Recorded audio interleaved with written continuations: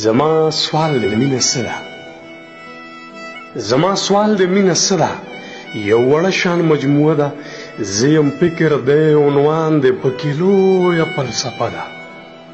یا خو ځان پوهول غواړم، یا خو ستا اصلاح کول دي، ستا د ذهن حاتله دا ګندره څه شلول دي. زما سوال د مینه څه ده؟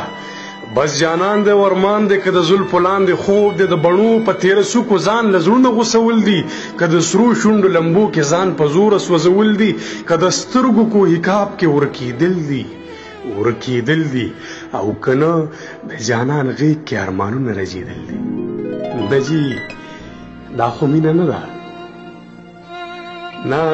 نه جي دا خو مینه نه ده، دا خو ژوند سره تړلې څه قصې دي، معاملې دي. که منصور مې سر په دار شي زه به بیا هم رښتیا وایم مینه سترګو کې نظر دی، مینه ځان له یو اثر دی، مینه وګوره یعقوب دی، مینه وګوره یوسف دی. دلته مینې ته لږ پام کړه چې د مینې جدا کېږي د یوې مینې د سترګو بنا سترګې نابینا شي، او تش د مینې په لباس هم نابینا سترګې بنا شي. مینه ژوند، مینه مذهب دی، مینه عقل له مکتب دی، مینه لویه فلسفه ده. دا د زړونو حادثه ده، که په دې زه کافر کېږم په خپل کفر به خوشحال یم. زما یار زما ایمان دی، زما یار زما ایمان دی، زما یار زما سجده ده. د جانان سترګې چې نه وي نه کعبه نه مدینه، د مینه حسن باندې نه ده، مینه حسن باندې نه ده. که بلال په تا مین شو نو ستا حسن ستا دلیل دی، په بلال چې ته مین شې دې کې لویه فلسفه ده. مینه حسن باندې نه ده، که بلال په تا مین شو نو ستا حسن ستا دلیل دی، په بلال چې ته مین شو دې کې لویه فلسفه ده. او مینه رب سره اسمان کې دوه په دوه مباحثه ده. مینه په بوراق کې چې په پښو کې د جانان مې غوړېدلی وزر پروت دی. مینه نیمه شپه کې د خپل یار سره رشته ده.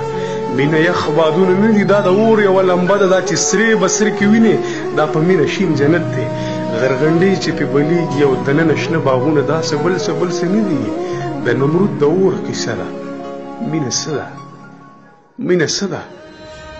مینه څه ده؟ دا په ځمکه اسمان نه ده، بس چې ځان درته سینګار کړي، د غنمو یو دانه هم پیغمبر په ځان مین کړي. مینه دومره لیونی شي د غنم په بدله کې جنتونه کړي قربان. مینه ناز، مینه انداز دی، د موسی د جلال راز دی، د عیسی د حکمت نوم دی، د داود د نغمې ساز دی. مینه رنگ دی، مینه شرنګ دی، د خواجه د رباب تنګ دی. مینه جوړ د لا ثبوت دی، هر کافر د دې ثبوت دی. مینه دومره ړوند احساس دی چې د تور کاړي نه جوړ بوت، په سرې مینې سور کافر ته د هما واړه دنیا نه قدردان پروردګار شي. مینه سریکا، مینه درد دی چې د وینې موج کې راشي، د پارس ظلمت سبا شي او د جهل شپې رڼا شي. یو بیروحه محبت ته ستا شعور کې عقل راشي او وجود دې هم پناه شي. ای زلمی ستا په مرګ به محبت د ژوند بقا شي، او بس هم دا به محبت وي چې د مرګ را پیدا شي، بس هم دا به محبت وي چې د مرګ را پیدا شي.